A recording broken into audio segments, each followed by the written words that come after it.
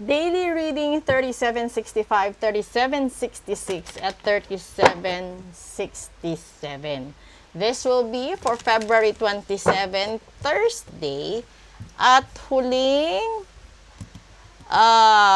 part na tayo ng February. Sa lahat ho ng gustong magpa-love reading, magpa-card, ay magpa-ritual all about love, hanggang bukas na lang po, hanggang 28 na lang po yung discount natin. Babalik po yan sa original. Okay? So, una, there is a grace. Pangalawa, ay, Diyos ko, may magic sa gitna. And pangatlo, patience. Ngayon, eto yon, di ba? Kasi, hindi naman talaga maganda yung ganyan. Yung magkakulay is yung punot dulo. Yung grasya at saka yung pasensya. Ngayon, yung gitna is may mahika.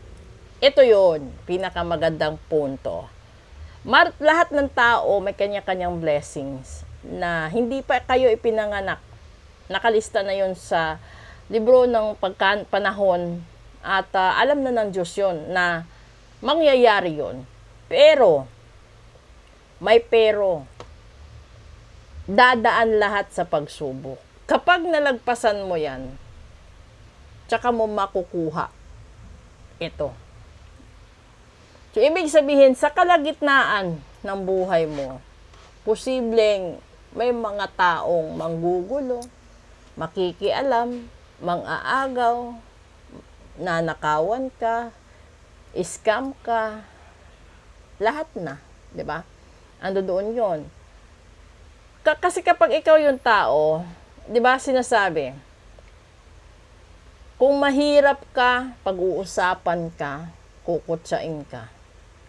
Kung yumaman ka naman, ganun pa din, pag-uusapan ka pa din, no? Kukutsain ka, ibubuli ka, ibabash ka dahil sa mga success mo sa buhay.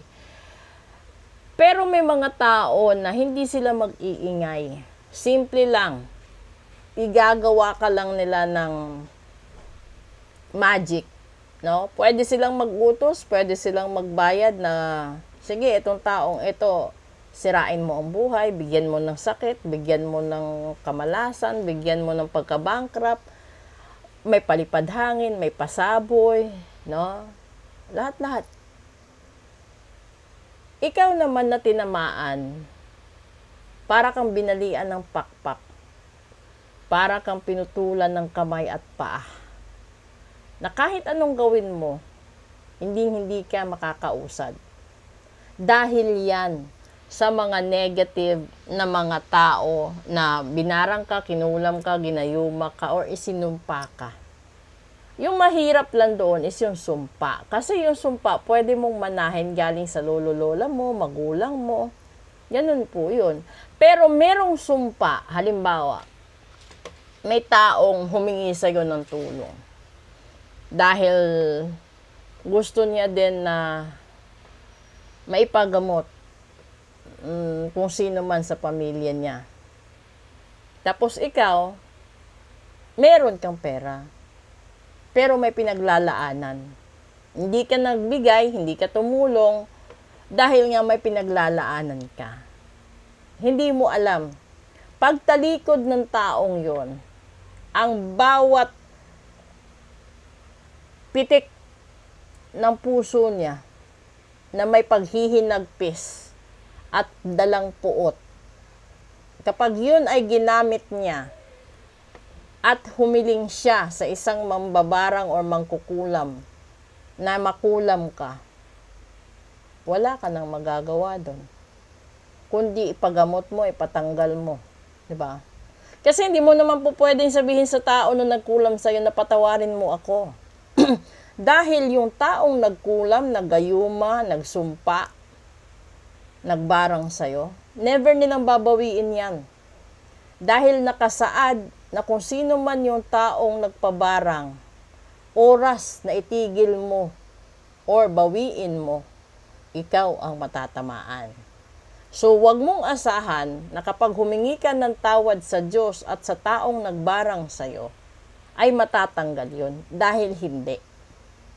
So, kung merong nagsabi na kapag humingi ka ng tawad at pinatawad ka, ay matatanggal yung barang, hindi.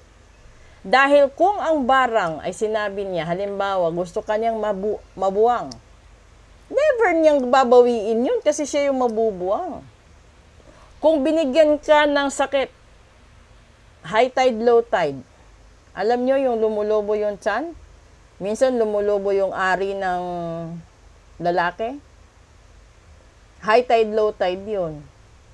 At yung kwento ng akala nyo biro na yung ari ng babae or ari ng lalaki ililipat sa noo, totoo yun.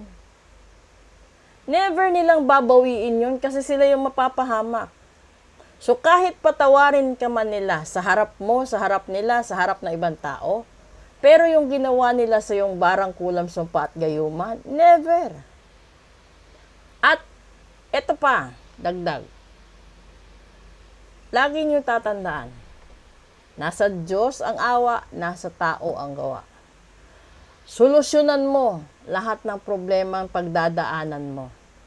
Tiisin mo lahat ng proseso at sa bandang dulo nun, kung deserve ka na matanggap ang grasya na binibigay sa'yo or nakalaan sa'yo, ibibigay sa'yo yan sa kapanahunan kung kailan mo deserve.